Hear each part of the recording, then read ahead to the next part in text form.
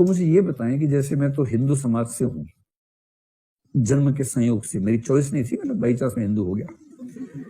हम सब by chance ही हैं जो भी हैं, और इसलिए जो चीज बाई चांस है उससे बहुत हीरो बनने की जरूरत भी नहीं है, संयोग से हुआ है। और मैं जिस परिवेश में हूं वहां अपने माता पिता के प्रति सम्मान दिखाने का सबसे आसान तरीका है कि उनके पैर छू लो जब देखें।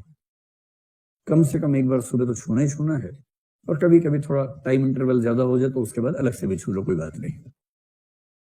तो मैं तो बड़ा संतुष्ट रहता हूँ जब मुझे मेरे पिताजी मिलते। मेरी माँ तो अब नहीं रही इस संसार में, लेकिन जब भी पिताजी मिलते मैं तुरंत पैर छूता हूँ। दिन में 6-7 बार छू ही लेता हूँ नियम से, क्योंकि कितनी बार आमना सामना होता होगा लगभग। तो वो भी इससे बड़े खुश रहते हैं, मैं बहुत खुश रहता हूँ। मुझे तसल्ली मिलती है कि मैंने अपना आदर का भाव व्यक्त कर दिया। उन्हें भरोसा बना रहता है कि मेरा बेटा मेरा सम्मान करता है, और ठीक है, इससे अगर दोनों की खुशी बढ़ती है तो इसमें क्या बुरी बात है। अंततः तो हैप्पीनेस इंडेक्स पर दुनिया चल रही है ना, कि जीवन में खुशी कितनी बढ़े। लेकिन मैं जिस समाज से हूं उसमें लड़कियों को यह अधिकार नहीं है कि अपने पेरेंट्स के पैर छू सके। हमारे खानदान में, मैं तो हरियाणा से हूं, तो हरियाणा, पंजाब, राजस्थान, ये जो इलाका है, चंडीगढ़ वगैरह, यहाँ जो बेटियां होती हैं बाप के पैर छू रहे ना तो बाप को नरक मिलता है उसके बाद। तो गलती से कोई बेटी पैर छूने लगे, बाप उछल के दूर गिरता बहुत दूर जाके कि नरक में भेजेगी मुझे कमबख्त। फिर उनसे पूछो ऐसा क्यों, भेदभाव क्यों कर रहे हो? बोलते नहीं, जो लड़कियां होती हैं भगवती होती हैं, लक्ष्मी होती है, देवी होती है। देवी मेरे पैर छुएगी। देवी गोदी गीली कर रही थी तब देवी नहीं थी, जब छोटी सी थी, लेकिन ऐसे मामले में देवी हो जाती है। और लड़का क्या है फिर? राक्षस है। जो लड़की देवी है तो वो भी तो देवता है, उसको भी तो महत्व मिलना चाहिए, पर उसको महत्व नहीं मिलता है। तो मैं सोचता हूं कि हमारे इलाके की लड़कियां इस मामले में बड़ा कुंठा महसूस करती है कि हम अपना सम्मान कैसे व्यक्त करें। उनका भाई इकट्ठे पैर छुए धूमधाम से, लड़की के मन में आ रहा है कि मैं भी सम्मान करना चाह रही हूँ, मैं कैसे करूं, कर नहीं पा रही हूँ। तो आप मुझे ये बताएं कि तो लड़की पैर नहीं छूती, मान लीजिए उत्तर भारत की बात कर रहा हूं मैं, तो क्या हम ये निष्कर्ष निकाल लें क्योंकि लड़कियां पैर नहीं छूती इसका मतलब वो अपने पेरेंट्स का सम्मान नहीं करती हैं? निकाले निष्कर्ष? नहीं निकाले? चलो, जो मुसलमान लोग हैं उनमें एक सामान्य नियम है कि अल्लाह के सिवाय किसी और के सामने झुकना उनके उसूल के खिलाफ है। बहुत हो तो मोहम्मद पैगंबर का एक स्पेशल स्टेटस मान लीजिए, किसी और का तो नहीं होता है। खुदा के सामने सब झुकते हैं। आप किसी मस्जिद में देखिए ईद वीद के समय पूरी की पूरी एकदम पंगत एक साथ झुकती है, लेकिन किसी और के सामने झुकना उनके ईमान के खिलाफ है। मतलब ये ठीक है कि कोई राज घराना है, राज दरबार है, राजा जी है तो 3 बार सजदा करना पड़ता है, वो अलग बात है, लेकिन सामान्य परंपरा यही है। तो जितना मेरा परिचय है मुसलमान दोस्तों से, उनके घरों में पैर छूने का रिवाज नहीं होता है। हाँ, देखा देखी होते, जैसे दहेज सीख लिया हिंदुओं से उन्होंने, तो देखा देखी कुछ सीखने तो अलग बात है, लेकिन सामान्यतः वो रिवाज नहीं है। तो क्या मैं ये मान लूं कि मुसलमान भी अपने पेरेंट्स का सम्मान नहीं करते क्योंकि पैर नहीं छूते हैं? ये आपको लगता है कुछ घपला हो रहा है इसके अंदर? घपला हो रहा है। तो एक चीज है माता पिता का सम्मान करना, एक चीज है उस सम्मान की अभिव्यक्ति करना।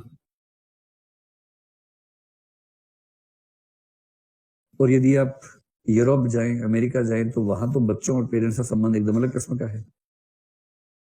वहां तो बच्चे पेरेंट्स के साथ दोस्त की तरह से बर्ताव करते हैं, एकदम फ्रेंडली हो जाते हैं। 16 साल के बाद तो पेरेंट्स बच्चे से उम्मीद करने बंद कर देते हैं किसी भी तरह की, और उसके बाद साथ बैठ के शराब पीना, कम माय डियर कम, खोल बोतल, और उसके बाद दोनों बैठे हैं, बाप बेटा बैठे हैं, गप्पे मार रहे हैं, माँ भी बैठी है, बेटी भी बैठी है, वहां जेंडर वाला मामला नहीं है इस मामले में। मस्त है कि 16 साल का हो गया तो बड़ा हो गया, अब क्या पर्दा करना बच्चे के साथ। उनके यहाँ इस तरह का मामला है। और जब बच्चा बाप मिलते हैं हाथ मिलाते हैं, एकदम हाथ मिला के बात करते हैं। तो क्या मान लें कि पूरा यूरोप, पूरा अमेरिका पेरेंट्स का सम्मान ही नहीं कर रहा है? ये नहीं मान सकते ना, सम्मान तो उसके बाद भी कर रहे हैं।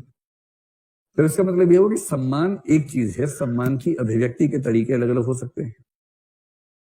ऐसा हो सकता है कि हरियाणा या पंजाब की लड़की सम्मान करने के लिए पैर न छुए, लेकिन उसकी नजरों से, उसकी हरकतों से सम्मान का भाव बार बार व्यक्त हो जाए। यही तो मामला हुआ। एक जनजाति ऐसी है जहां पर सम्मान करने के लिए थूका जाता है एक दूसरे के ऊपर। सच में है, आप नेट पे सर्च कीजिएगा।